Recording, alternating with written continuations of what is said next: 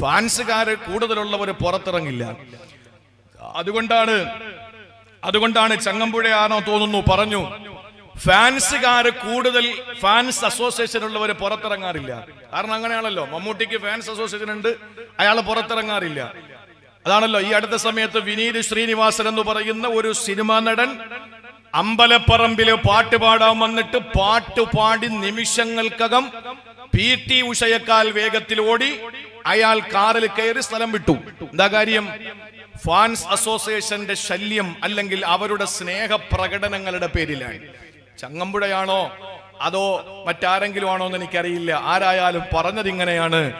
എന്നാൽ ലോകത്ത് ഏറ്റവും കൂടുതൽ ഫാൻസ് അസോസിയേഷൻ ഉള്ളത് ദൈവമാണ്. അതുകൊണ്ട് ഇന്ന് വരെ ദൈവത്തെ ആരും കണ്ടിട്ടില്ലത്രേ. ശരിയാണ്. ലോകത്ത് അള്ളാഹുവാണ് ഏറ്റവും കൂടുതൽ, ദൈവമാണ് ഏറ്റവും കൂടുതൽ അനുയായികളാൽ അല്ലെങ്കിൽ തന്റെ ദാസന്മാരാൽ സ്നേഹത്താൽ വീർപ്പുമുട്ടപ്പെടുന്നത്. അതുകൊണ്ട് തന്നെ നമുക്ക് കാണാൻ പറ്റുന്നത് എന്നാ, ഇനി നാളെ ഒരു ലോകത്ത് നമുക്ക് അള്ളാഹുവിനെ കാണാൻ കഴിയും.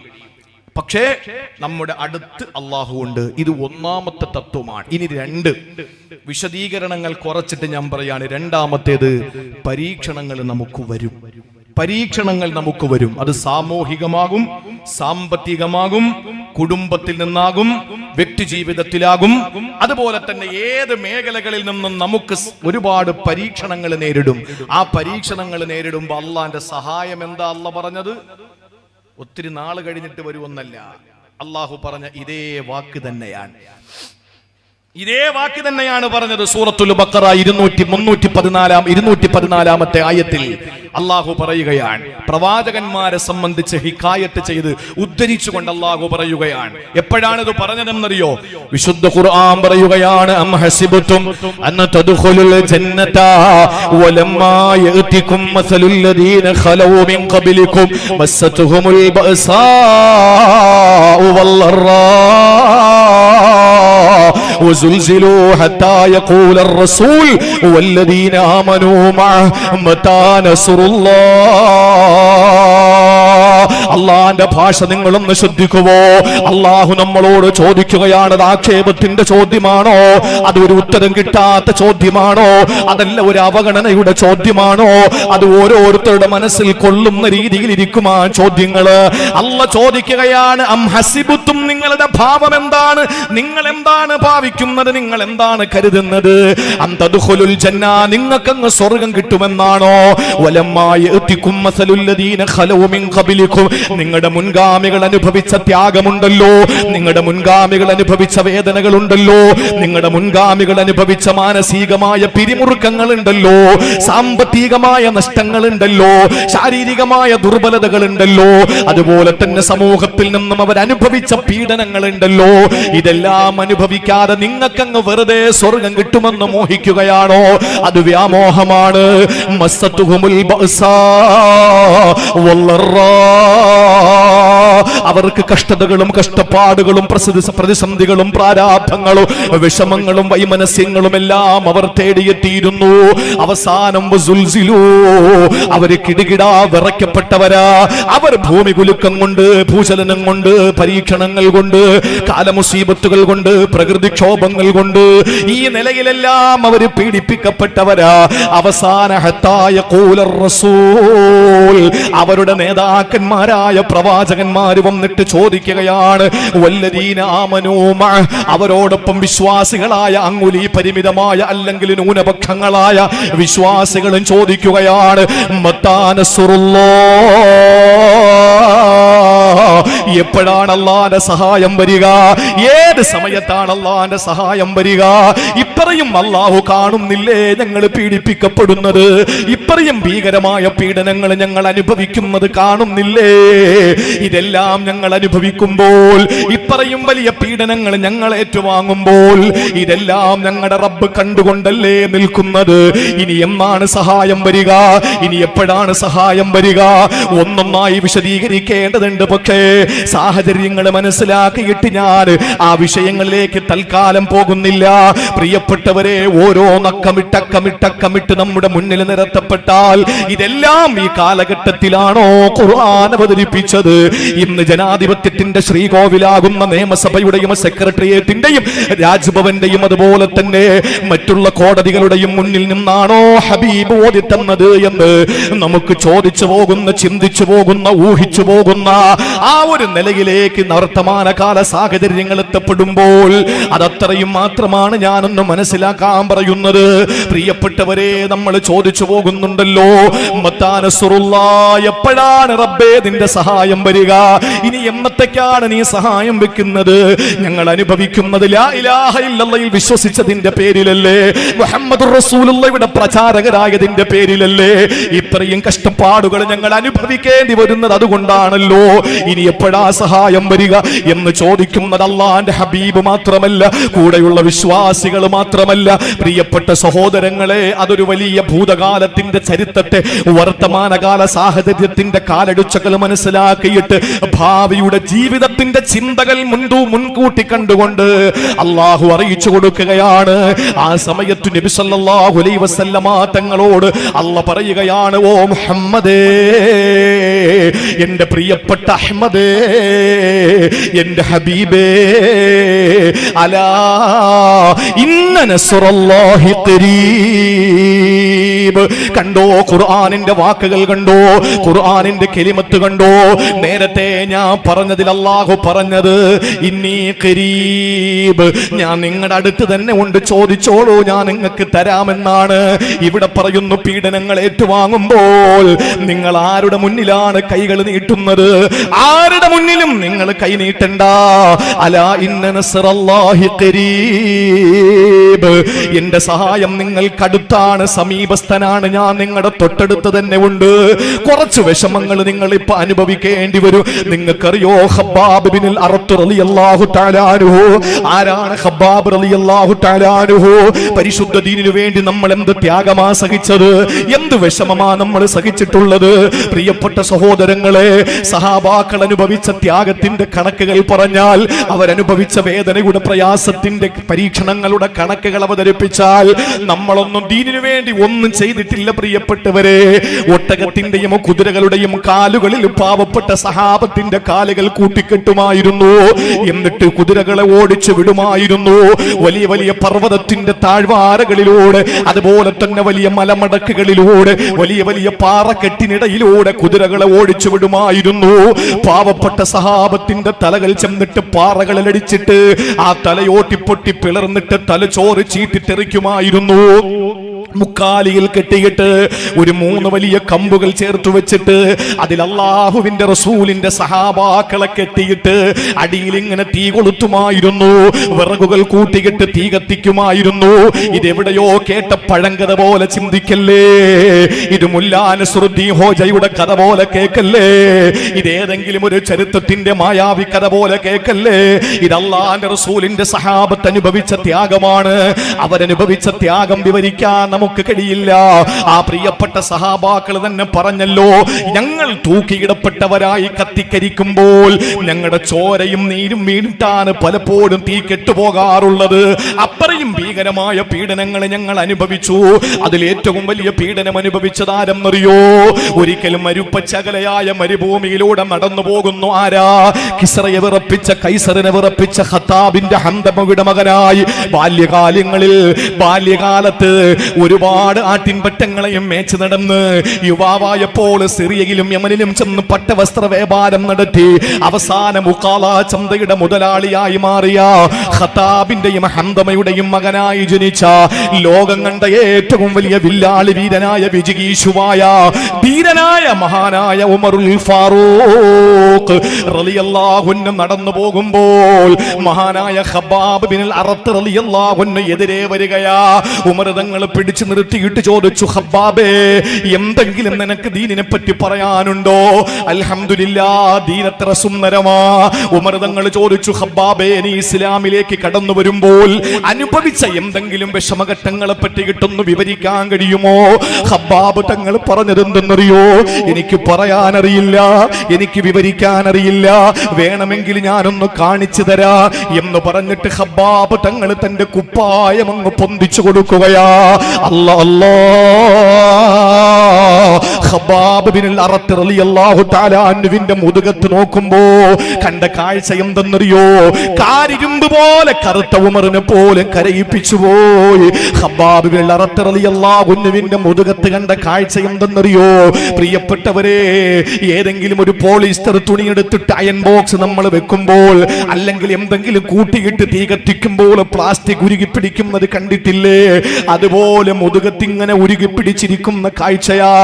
എന്താണിതെന്ന് ചോദിച്ചപ്പോൾ ഖബ്ബാബ് തങ്ങൾ പറഞ്ഞതെന്തെന്നറിയോ? ഞാൻ മുസ്ലിമായി എന്ന കാരണത്തിന്റെ പേരില്, ഞാൻ അല്ലാഹു ഏകനാണെന്ന് പറഞ്ഞു പോയതിന്റെ പേരില്, ഞാൻ എന്റെ ഹബീബിനെ ജീവന തുല്യം സ്നേഹിച്ചതിന്റെ പേരില്, എന്റെ സഹോദരങ്ങൾ നിങ്ങളാണ് എന്ന് ഞാൻ പറഞ്ഞതിന്റെ പേരില്, എന്റെ കുടുംബക്കാര് ചെയ്ത പരീക്ഷണമാണിത്. എന്നെ അവര് വിട്ടില്ല, ഞാൻ ഇറങ്ങി ഓടുകയാ ചെയ്തത്. ഖബ്ബാബ് റളിയല്ലാഹു തആല അൻഹു എന്ന് പറയുന്ന വ്യക്തിയുടെ ഒരു മേൽവിലാസമാണ് ഞാൻ പറഞ്ഞത്.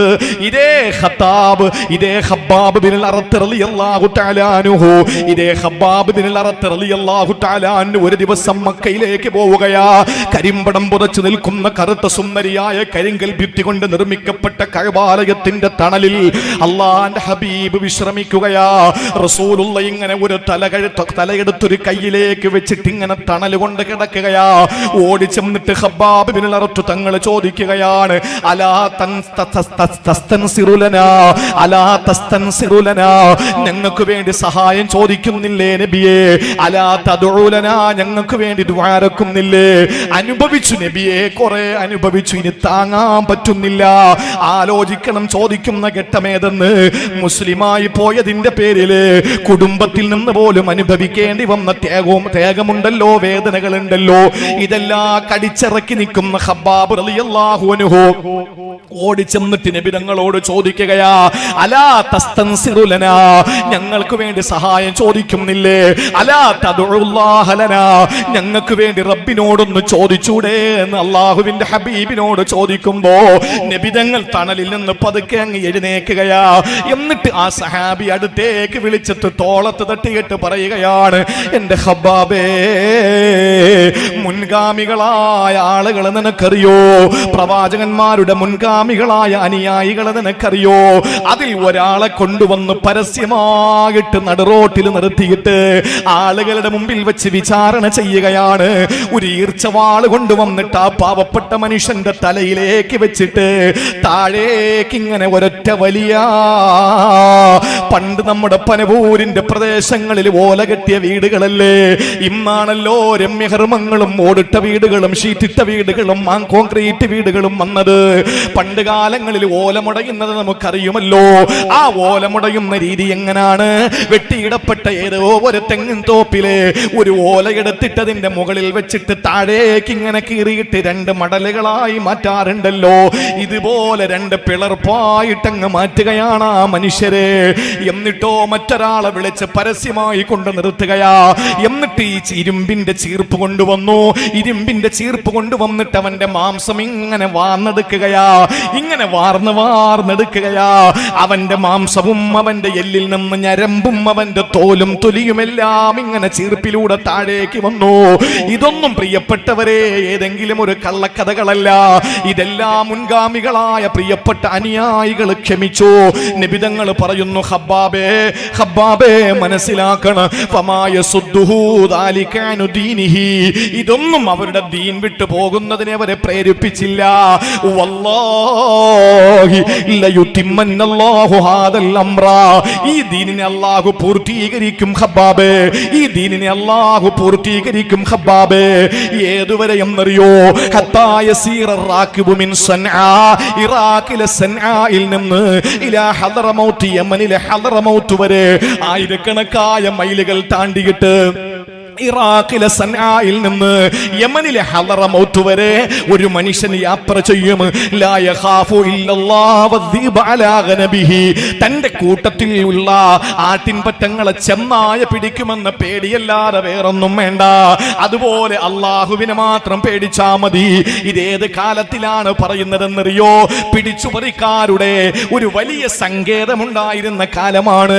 ഒരുത്തൻ കുടുംബവുമായിട്ട് പോയാൽ അവനെ പിടിച്ചുപറിച്ചിട്ട് അവന്റെ ധനം അപഹരിച്ചിട്ട് അവനെ കൊന്നിട്ട് അവനെ വാളിനിരയാക്കിയിട്ട് അവന്റെ ഭാര്യയെ സ്വന്തം ഭാര്യയെ പോലെ ഉപയോഗിക്കുന്ന കശ്മലന്മാരായ കാട്ടറബികളുടെ മുന്നിൽ നിന്നുകൊണ്ട് അള്ളാഹുവിന്റെ റസൂൽ പറയുകയാണ്, ആയിരക്കണക്കിന് മൈലുകൾ താണ്ടിയിട്ട് അങ്ങ് ഇറാഖിലെ സൻആയിൽ നിന്ന് ഇങ്ങ് തെക്ക് ഭാഗമാകുന്ന യമനിലെ ഹളറമൗത്ത് വരെ ആയിരക്കണക്കായ മൈലുകൾ താണ്ടിയിട്ട് ഒരാൾ യാത്ര ചെയ്താൽ അവൻ പേടിക്കേണ്ട രണ്ട് വിഷയങ്ങളെയാണ്. ഒന്ന്, മതപരമായിട്ട് അള്ളാഹുവിനെയും ഭൗതികമായിട്ട് അവന്റെ കൂട്ടത്തിലുള്ള ചെന്നായ്ക്കൾ പിടിക്കുമെന്ന് അവന്റെ ആട്ടിൻപറ്റങ്ങളെയും പേടിക്കണം. അല്ലാതെ അവന് പേടിക്കേണ്ട കാര്യമില്ലെന്ന് പറഞ്ഞപ്പോൾ സഹോദരങ്ങളെ, പിൽക്കാലത്ത് ഒരു സഹാബി പറയുകയാണ്, ഇങ്ങനെ ഒട്ടകക്കട്ടിലിൽ ഇരുന്ന് ഇറാഖിലെ സൻആയിൽ നിന്ന് ഈ ഉംറ ചെയ്തിട്ട് ഹജ്ജ് ചെയ്തിട്ട് ഹളറമൗത്ത് വരെ പോയ ഒരു പെണ്ണിനെ എനിക്കറിയാം. പ്രിയപ്പെട്ടവരെ, ആ നിലയിൽ ഇസ്ലാം വ്യാപിക്കുമെന്നാണ്. എല്ലാ കള്ളക്കാരും എല്ലാ കള്ളത്തരം കാണിക്കുന്നവരും പാവപ്പെട്ടവനെ സാമ്പത്തികമായി ചൂഷണം ചെയ്യുന്നവരും എല്ലാവരെയും അല്ലാഹു പിടിച്ചു കെട്ടുമെന്നാണ് പറഞ്ഞത്.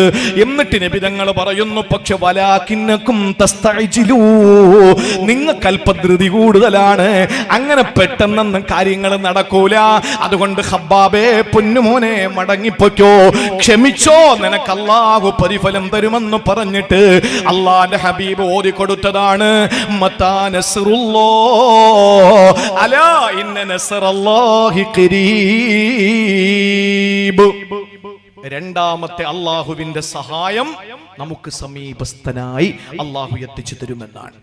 അള്ളാഹുവിന്റെ സഹായം സാമീപ്യം കരസ്ഥമാക്കുന്നതാണ്. അപ്പൊ നമ്മൾ അനുഭവിക്കുന്ന പരീക്ഷണങ്ങൾ നിങ്ങൾ നോക്ക. അള്ളാഹ് തന്നെ പറഞ്ഞ എന്താ? പ്രയാസം. ഒരിക്കലൊരു ഗുരുവിന്റെ മുന്നിൽ വന്നിട്ട് ഒരു ശിഷ്യൻ പറഞ്ഞു, ശിഷ്യൻ ഗുരുവിനോട് പറയാൻ, എനിക്ക് മനപ്രയാസമാണ്, ഭയങ്കര മാനസികമായ വിഷമമാണ്. ആ സമയത്ത് ഗുരു പറഞ്ഞു, നിനക്ക് മാനസിക വിഷമം വരുന്നതിന് കാരണമുണ്ട്, നീ തന്നെയാണ് അതിന്റെ കാരണം. അതെങ്ങനെ ഞാൻ കാരണമാകും? ഒരു പിടി ഉപ്പ്, ഒരു കൈവെള്ളം നിറച്ച് ഉപ്പെടുത്ത് ഒരു ഗ്ലാസ് വെള്ളത്തിൽ ഇട്ട് ആ പാവപ്പെട്ട ശിഷ്യന് ഗുരു കൊടുക്കാൻ. ഗുരുവിൽ നിന്ന് ശിഷ്യൻ ആ ഒരു കപ്പ് വെള്ളം വാങ്ങി വായിലേക്ക് ചുണ്ടിലേക്ക് ചേർത്ത് വെച്ച് ശക്തമായ നിലയിൽ ഛർദിച്ചു. കാരണം ഉപ്പ് അരോചകമാണ്, കുടിക്കാൻ പറ്റുന്നില്ല. അതേപോലെ ഒരു പിടി ഉപ്പ് വാരി ഗുരു ശിഷ്യന്റെ കൈവെള്ളയിൽ കൊടുത്തിട്ട് പറഞ്ഞു, ആ ജലാശയത്തിൽ, ആ കുളത്തിൽ കൊണ്ടുവന്നിടാൻ പറഞ്ഞു. അതേ ഒരു പിടി ഉപ്പ് കൊണ്ടുവന്ന് ജലാശയത്തിലിട്ടു. എന്നിട്ട് പറഞ്ഞു, അതിൽ നിന്ന് കുറച്ച് കുടിക്കാൻ പറഞ്ഞു. അവന്റെ വയറ് നിറയുന്നത് വരെ ജലാശയത്തിൽ നിന്ന് അയാൾ വെള്ളം കുടിച്ചു. ശിഷ്യനോട് ഗുരു പറഞ്ഞു, പൊന്നുമോനെ, ഇതുപോലെയാണ് മനുഷ്യന് പ്രയാസം വരുന്നത്. ഒരിക്കലും പ്രയാസം ആർക്കും വരാതിരിക്കില്ല. ഉപ്പ് പോലെയാണ്. കൊട്ടാരത്തിലും കുടിലിലും പള്ളിയിലും അമ്പലത്തിലും ചർച്ചിലും ഗുരുദ്വാരയിലും ബുദ്ധവിഹാരത്തിലും എവിടെയും ആ ഉപ്പിന് പ്രവേശനമുണ്ട്. അതിന് വർഗീയതയില്ല. അത് വെളുത്തുപോയി എന്നതിന്റെ പേരിൽ വർഗീയ നിറങ്ങളുടെ വ്യത്യാസം ചാർത്തുന്നില്ല. ആ ഉപ്പിന് എവിടെയും കയറിപ്പോകാം. എല്ലാവരിലും, പണക്കാരനിലും പാവപ്പെട്ടവനിലും മധ്യവർത്തികളിലും ഒക്കെ ഈ ഉപ്പ് കയറുന്നത് പോലെ പ്രയാസങ്ങൾ വരാറുണ്ട്. പക്ഷേ നമ്മുടെ മനസ്സ് ചിലപ്പോൾ കയ്യിലിരിക്കുന്ന കപ്പിലെ വെള്ളം പോലെയാകും, ചിലപ്പോൾ ജലാശയത്തിലെ വെള്ളം പോലെയാകും. കപ്പിലെ വെള്ളം പോലെ നമ്മൾ മനസ്സിനെ കണ്ടാൽ സങ്കടം സഹിക്കാൻ പറ്റില്ല. മറിച്ച് ജലാശയത്തിലെ വെള്ളം പോലെ ആ മനസ്സൊന്ന് വിശാലമാക്കിയാൽ ഒരു പ്രശ്നവും നമുക്കുണ്ടാവൂല. ഇത് ഗുരു ശിഷ്യനോട് പറഞ്ഞു കൊടുത്തതാണ്. നമ്മൾ അനുഭവിക്കുന്ന പ്രയാസങ്ങൾ ഇപ്പൊ നമ്മൾ കരുതുന്ന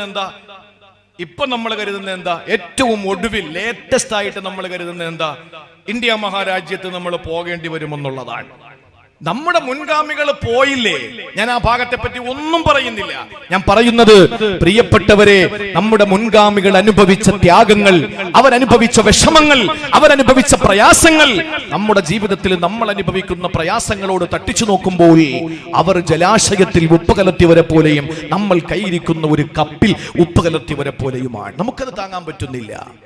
ചിന്തകന്മാർ എഴുതി വെച്ചത്, ചിന്തകന്മാരുടെ എഴുത്ത്, മനുഷ്യന്റെ പ്രയാസം എന്ന് പറയുന്നത് ഒരു വലിയ കളകളാരവം മുഴക്കി ഒഴുകുന്ന കൊച്ചരുവികളിലെ മാർഗ തടസ്സം സൃഷ്ടിച്ചുകൊണ്ട് അവിടെ രൂപപ്പെടുന്ന വലിയ വലിയ പാറകൾ പോലെയാണത്രേ. വിശ്വാസിയുടെ ഈമാനോ ഒഴുകുന്ന വെള്ളം പോലെയും. വിശ്വാസി എന്ന് പറഞ്ഞാൽ ഒഴുകുന്ന വെള്ളം പോലെ ആകണം. ശുദ്ധമായ വെള്ളം ഒഴുകിപ്പോകുന്ന വിശ്വാസം അങ്ങനെയാണ്. പോകുന്ന വഴിയിൽ ചിലപ്പോൾ പ്രയാസങ്ങളാകുന്ന പാറക്കെട്ടുകൾ മുമ്പിൽ രൂപപ്പെടും. ഏതെങ്കിലും വെള്ളം ഒഴുകുമ്പോ നമുക്കറിയാലോ, പാർവതി പുത്തനാറിന്റെ അല്ലെങ്കിൽ നമ്മുടെ കിള്ളിയാറിന്റെ ഈ പ്രദേശത്ത് വെള്ളം ഒഴുകുന്നുവെങ്കിൽ ആ വെള്ളത്തിന്റെ ഒഴുക്ക് ഒരിക്കലും ഇരിക്കുന്ന കല്ലിനെ, പാറയെ പൊട്ടിച്ചിട്ട് പോകാൻ നിൽക്കൂല. ഒന്നുകിൽ അതിന്റെ മുകളിലൂടെ കയറി ഒഴുകാൻ നോക്കും. കഴിഞ്ഞില്ലെങ്കിൽ വലത്തോട്ടോ ഇടത്തോട്ടോ മാറി ദിശ മാറിയിട്ട് വെള്ളം ഒഴുകിപ്പോകും. അതുപോലെയാ നമ്മുടെ പ്രയാസങ്ങൾ. മുന്നിൽ രൂപപ്പെടുന്ന സാമ്പത്തിക പ്രതിസന്ധികളും മാനസിക വിഷമങ്ങളും ശാരീരിക ദുർബലതകളും ഒന്നും നമ്മുടെ ഈമാനിനോ പരിശുദ്ധമായ ദീനി ചൈതന്യം തുളുമ്പുന്ന ഇസ്ലാമിക ജീവിതത്തിന്റെ ഏതെങ്കിലും ഒരു നിലയ്ക്കോ ഒരിക്കലും കോട്ടം തട്ടാൻ പാടില്ല. ഒന്നുകിൽ അതിനെ അവഗണിച്ച് മുകളിലൂടെ കയറിപ്പോകാൻ കഴിയണം, അല്ലെങ്കിൽ വലത്തേക്കോ ഇടത്തേക്കോ നമുക്ക് ഒഴുകിപ്പോകാൻ കഴിയണം. അള്ളാഹു മനസ്സിലാക്കാനുള്ള തൗഫീക്ക് നൽകി അനുഗ്രഹിക്കുമാറാവട്ടെ. പ്രിയപ്പെട്ട സഹോദരങ്ങളെ, സഹായം അള്ളാഹുവിൻ്റെത് ഉറപ്പായിട്ട് നമുക്ക് വരും. നമുക്ക് നമുക്ക് ചെയ്യാൻ പറ്റുന്ന എന്താണെന്നറിയോ? എന്താണ്? സഅദ് ബിൻ അബീ വഖാസ് റളിയല്ലാഹു തആല അൻഹു, അറിയുമല്ലോ, പ്രമുഖനായ സഹാബിയാണ് സഅദ് ബിൻ അബീ വഖാസ് റളിയല്ലാഹു അൻഹു. അദ്ദേഹത്തിന്റെ ജീവിതത്തിൽ കാഴ്ച നഷ്ടപ്പെട്ടു പോയി. കാഴ്ച നഷ്ടപ്പെട്ട എത്രയോ ആളുകൾ ഈ സദസ്സിലുണ്ടാവും. മങ്ങിയ കാഴ്ചയുള്ള എത്രയോ ആളുകൾ ഉണ്ടാവും. അല്ലാഹു എന്തെല്ലാം രോഗങ്ങളോട് നമ്മൾ അനുഭവിക്കുന്നുണ്ടോ. 2 ദിവസം മുമ്പാണ്, കൃത്യമായി പറഞ്ഞാലും മെനിങ്ങാനാണ്, ഷമീം ഉസ്താദിന്റെ കയ്യിലും ഈ വിനീതന്റെ കയ്യിലും നമ്മുടെ വാഴോടുള്ള അബ്ദുറഹീം സാഹിബ് ഒരു ചെറിയ തുണ്ട് കൊണ്ടുവരികയാണ്. പ്രിയപ്പെട്ടവരെ, ആര് കൊടുത്തുവിട്ട തുണ്ടെന്നറിയോ? ഒരു ചെറിയ തുണ്ട്. അതിലൊരു ഫോൺ നമ്പറാണ് എഴുതിയിരിക്കുന്നത്. എന്നിട്ട് പറഞ്ഞുവത്രേ, ഒന്ന് വിളിക്കണം, വേറെ ആരുടെയും നമ്പർ കയ്യിലില്ല. ആരാണ് വിളിക്കാൻ വേണ്ടി പറഞ്ഞത്? പതിറ്റാണ്ട് വർഷങ്ങളോളം ഈ പനവൂരിനെ പനവൂരാക്കി മാറ്റിയ ഹാഫിൽ ഉസ്താദ് എന്നറിയപ്പെടുന്ന ഒരു വലിയ മഹാമനീഷി ഉണ്ടായിരുന്നു. അദ്ദേഹമാണ് മെഡിക്കൽ കോളേജിൽ ക്രിയാറ്റിന് 6 കഴിഞ്ഞു. അതുപോലെ തന്നെ ഡയാലിസുകൾ ചെയ്തുകൊണ്ടിരിക്കുകയാണ്. 15 മണിക്കൂറാണ് ഒരു ഡയാലിസിന്റെ സമയമത്രേ. അദ്ദേഹം വിളിക്കാൻ വേണ്ടി പറഞ്ഞു. ഞാൻ വിളിച്ചപ്പോൾ പതിഞ്ഞ സ്വരത്തിൽ എന്നോട് പറഞ്ഞു, എന്റെ ശിഷ്യന്മാരെ ഒന്നും എനിക്കിപ്പോ ഓർമ്മയില്ല, അതുകൊണ്ട് മോൻ എല്ലാവരോടും പറയണം, എനിക്ക് കഠിനമായ രോഗമാണ്, അറ്റാക്ക് വന്നു, അതുപോലെ തന്നെ എനിക്ക് ശാരീരികമായി മൂത്ര സംബന്ധമായ യൂറിൻ സംബന്ധമായ പ്രശ്നമാണ്, അതുകൊണ്ട് നന്നായിട്ട് ദുആരക്കാൻ പറയണം. ഒരു 11 സ്വലാത്തെങ്കിലും ചൊല്ലിയിട്ട് എനിക്ക് വേണ്ടി ദുആരക്കാൻ പറയണേ എന്ന് വസിയത്ത് ചെയ്തത് ഞാൻ നിങ്ങളാക്കി മാറ്റിയ എന്നെക്കാൾ ഒരുപാട് പരിചയസമ്പന്നരായ നിങ്ങളുടെ മുന്നിൽ പ്രിയപ്പെട്ടവരെ പറയുകയാണ്, ആ പാവപ്പെട്ട പണ്ഡിതന് ഇവിടെ എത്രയോ മക്കളെ ഹാഫിലീങ്ങളാക്കി അദ്ദേഹം അറിവിന്റെ ആദ്യാക്ഷരം കുടിച്ചിട്ട് അതബ് പഠിപ്പിച്ച് അല്ലാഹ് മനസ്സിലാക്കി കൊടുത്ത എത്ര ആളുകളാണ് എന്റെ മുന്നിലുള്ളത്. പ്രിയപ്പെട്ടവരെ, രോഗിയാണ്. ഇങ്ങനെ കഠിനമായ രോഗങ്ങൾ കൊണ്ട് ബുദ്ധിമുട്ടുന്ന പലരുമുണ്ട്. ഈ സരസിൽ വരേണ്ട ഹാഷിം ബാക്കവി രോഗിയായി വീട്ടിലാണ്. അതുപോലെ ഈ പള്ളിയിൽ അങ്ങോട്ടും ഇങ്ങോട്ടും ഓടി നടന്ന നമ്മുടെ സൂപ്രണ്ട് മാമ വീട്ടിലാണ്. എത്ര ആളുകളാണ് രോഗത്തിന്റെ കാഠിന്യതയിൽ വീടുകളിൽ കഴിയുന്നത്. അല്ലാഹു കാമിലായ മുസ്തമിറായ ദായിമായ സമ്പൂർണമായ ശിഫാ ശമനം നൽകി അല്ലാഹു അനുഗ്രഹിക്കുമാറാവട്ടെ. പ്രിയപ്പെട്ട സഹോദരങ്ങളെ, കാഴ്ച നഷ്ടപ്പെട്ടു പോയി ജീവിതത്തിന്റെ പാതി വഴിയില്. അങ്ങനെ ജീവിതത്തിന്റെ പാതി വഴിയില് കാഴ്ച നഷ്ടപ്പെട്ടപ്പോൾ ഖുർആൻ ഓതാൻ കഴിയുന്നില്ല. സഅദ് ബിൻ അബീ വഖാസ് റളിയല്ലാഹു അൻഹു ആണെങ്കിലോ മുസ്തജാബു ദഅവയാണ്. ചോദിച്ചാൽ അല്ലാഹു റബ്ബുൽ ഇസ്സത്ത് ഉത്തരം ആ സെക്കൻഡിൽ കൊടുക്കുന്ന ദുആക്ക് ഉത്തരമുള്ള സഹാബിയാണ്. സഹാബാക്കളിൽ ഏറ്റവും പ്രമുഖനായ സഹാബിയാണ്. അദ്ദേഹത്തോട് ആളുകൾ വന്നിട്ട് ചോദിച്ചു, സഅദ് ബിൻ അബീ വഖാസേ, നിങ്ങൾ അല്ലാഹുവിനോട് ചോദിച്ചാൽ ആ നിമിഷം നിങ്ങൾക്ക് ഉത്തരം തരൂലേ? ഒന്ന് ചോദിച്ചൂടെ? നിങ്ങളുടെ കണ്ണിന്റെ കാഴ്ച തിരിച്ചു തരാ. ആ സമയത്ത് സഅദ് ബിൻ അബീ വഖാസ് തങ്ങൾ പറഞ്ഞതെന്തെന്നറിയോ? എന്റെ പ്രിയപ്പെട്ടവരെ, നമ്മുടെ ഹൃദയത്തിൽ കുളിരു പകരുന്ന വാക്കാ. സഅദ് ബിൻ അബീ വഖാസ് പറയുകയാണ്, എന്റെ സൃഷ്ടാവായ എന്റെ അല്ലാഹ്, എന്നെ പരിപാലിക്കുന്ന എന്റെ അല്ലാഹ്, അവനാണ് എന്റെ കാഴ്ച തിരിച്ചെടുത്തത്. അവൻ അറിയാമല്ലോ ഇന്ന് സഅദ് ബിൻ അബീ വഖാസിന് കാഴ്ചയില്ലെന്ന്. അതിൽ അവന് സന്തോഷമല്ലേ? ഈ സന്തോഷം എന്റെ റബ്ബിന്റെ സന്തോഷമാണെങ്കിൽ കാഴ്ച തിരിച്ചു കിട്ടുക എന്നുള്ളത് എന്റെ സന്തോഷമാണ്. പക്ഷെ ഞാൻ നോക്കുന്നത് എന്റെ സന്തോഷമല്ല, എന്റെ റബ്ബിന്റെ സന്തോഷമാണ് എനിക്ക് വേണ്ടത്. അതുകൊണ്ട് എന്റെ റബ്ബിനോട് ഞാൻ കാഴ്ച തിരിച്ചു തരാൻ പറയൂല എന്ന് പറഞ്ഞ സഅദ് ബിൻ അബീ വഖാസ് റളിയല്ലാഹു ഉണ്ടല്ലോ. പരീക്ഷണങ്ങളും വിഷമങ്ങളും നമുക്ക് ധാരാളം വരുമ്പോ ഒരിക്കലും നമ്മൾ പതറണ്ട. അല്ലാഹു നമ്മളോട് പറയുന്നു, അലാ ഇന്ന നസ്റല്ലാഹി ഖരീബ്, എന്റെ സഹായം നിങ്ങൾക്ക് തൊട്ടടുത്ത് തന്നെ ഉണ്ട്. നിങ്ങൾക്ക് തൊട്ടടുത്ത് തന്നെ എന്റെ സഹായമുണ്ട്. പ്രിയപ്പെട്ടവരെ, നമ്മൾ ചെയ്യേണ്ടത് ഒന്നേ ഒന്ന് മാത്രമേ ഉള്ളൂ, സുജൂദുകൾ അധികരിപ്പിക്കലാണ്. സുജൂദ് എന്താണെന്ന് നിങ്ങൾക്കറിയോ? അബുൽ കലാം ആസാദ് എന്ന് പറയുന്ന ഭാഷാ പിതാവ് എന്നറിയപ്പെടുന്ന അബുൽ കലാം ആസാദ് ഉണ്ടല്ലോ, അയാളോട് ചോദിച്ചത്, നിങ്ങളുടെ സുജൂദ് കൊണ്ട്, നിസ്കാരം കൊണ്ട് നിങ്ങൾക്ക് എന്താ കിട്ടുന്നത്? അബുൽ കലാം ആസാദിന്റെ മറുപടി പെട്ടെന്നാണ്, എന്റെ വീട്ടിലെ വേലക്കാരന് കാല് വെക്കുന്നിടത്ത് ഞാൻ എന്റെ തല വെക്കുന്നതാണ് സുജൂദ്. എന്റെ വീട് തുടയ്ക്കുന്നവന്, വൃത്തിയാക്കുന്നവൻ, എന്റെ വീടിന്റെ ഖാദിം, എന്റെ വീടിന്റെ സെർവന്റ്, അയാള് കാല് വെച്ചത് എവിടാ, അവിടെ ഞാൻ എന്റെ ശിരസ് വെക്കും. അതാണ് സുജൂദ്.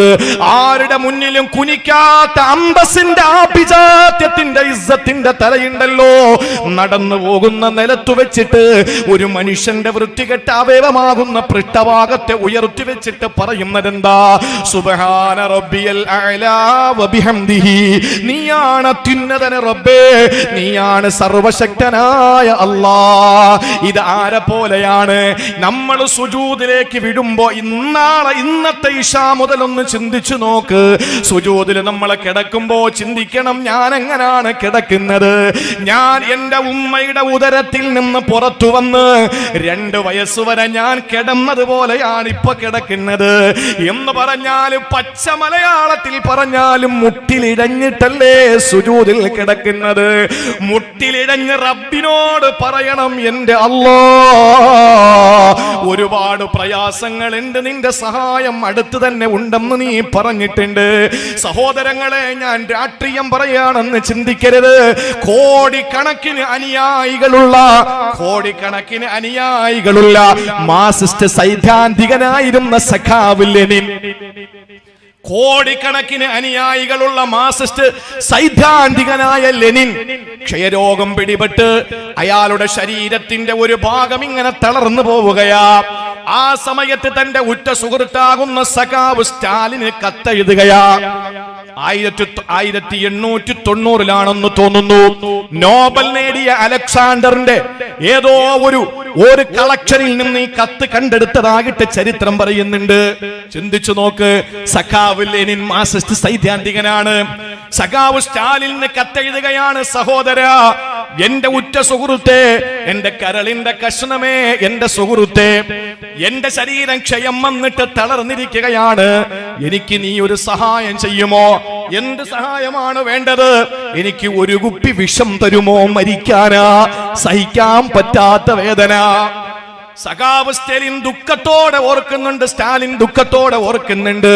ലെനിന്റെ കത്തങ്ങനെയാണെങ്കിൽ, പ്രിയപ്പെട്ടവരെ, ഇതേ രോഗം പിടിപെട്ട കഴിഞ്ഞ നൂറ്റാണ്ടിൽ 19-ാം നൂറ്റാണ്ടിൽ ജീവിച്ചിരുന്ന ഒരു മഹാപണ്ഡിതനുണ്ട്, മുസ്തഫ സബായി. ആ മുസ്തഫ സബായി എന്ന് പറയുന്ന മഹാപണ്ഡിതന് ഇതേ രോഗം പിടിപെട്ടു. ക്ഷയരോഗമാണ്.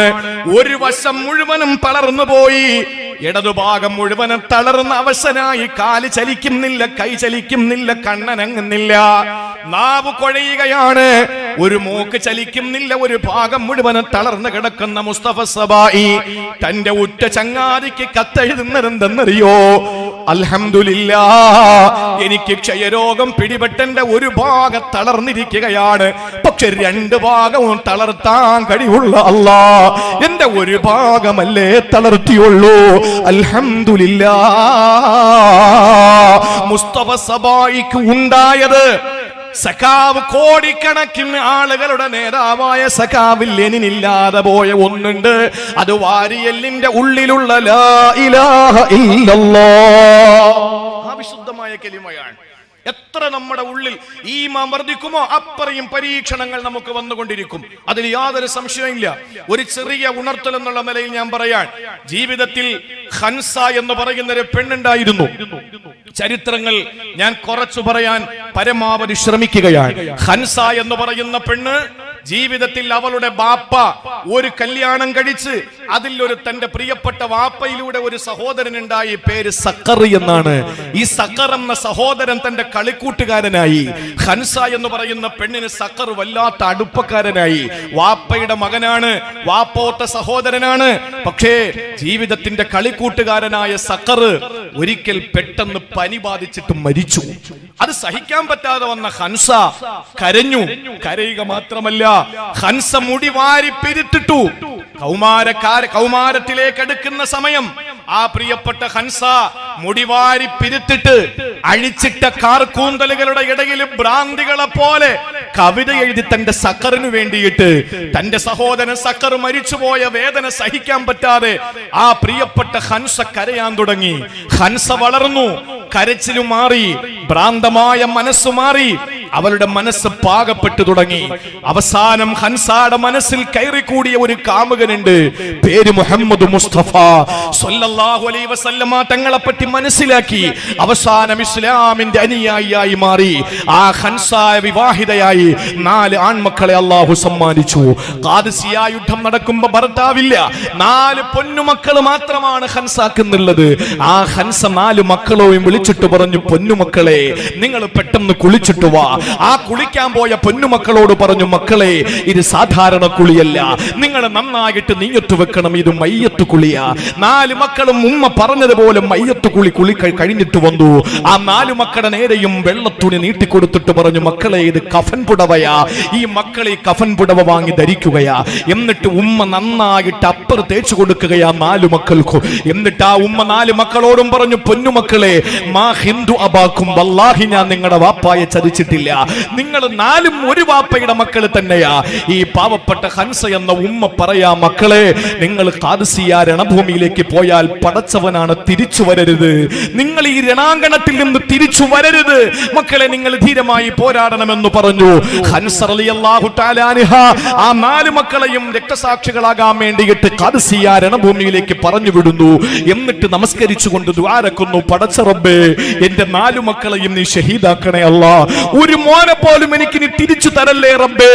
മക്കളോടുള്ള ഏതെങ്കിലും ദേഷ്യത്തിന്റെ പേരിലല്ല, മക്കളെ ജീവിച്ച് കൊതിതീർന്നതിന്റെ പേരിലല്ല, നാളെ പടച്ചവന്റെ കോടതിയിൽ കിട്ടുന്ന സമ്മാനത്തിന്റെ ആ ഒരു വലിയ പ്രസന്റേഷന്റെ ആ ഒരു കാര്യം പ്രസന്റായി തന്റെ മനസ്സിൽ വന്നപ്പോൾ ആ പ്രിയപ്പെട്ട മാതാവിനുണ്ടായ ഒരു വികാരത്തിന്റെ തീഷ്ണമായ ഒരു ജ്വാലയുടെ പ്രതീകമാണ്, ജാജ്വല്യതയാണ് ആ ഉമ്മയുടെ ദുആയിൽ നമുക്ക് കാണാൻ കഴിഞ്ഞത്.